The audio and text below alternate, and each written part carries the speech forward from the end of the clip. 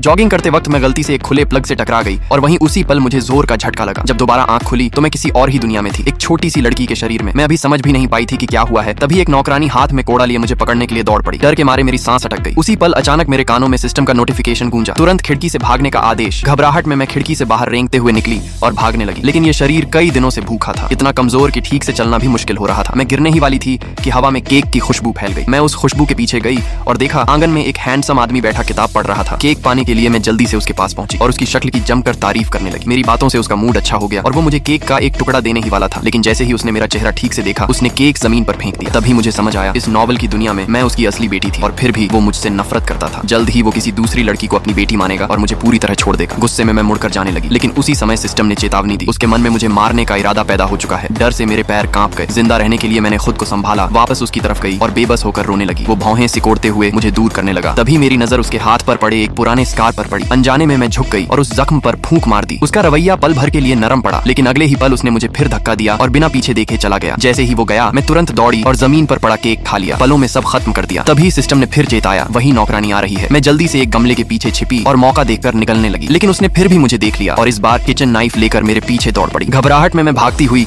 किसी मजबूत सी छाती से टकरा गई। सिर उठाकर देखा, वो फिर से वहीं था।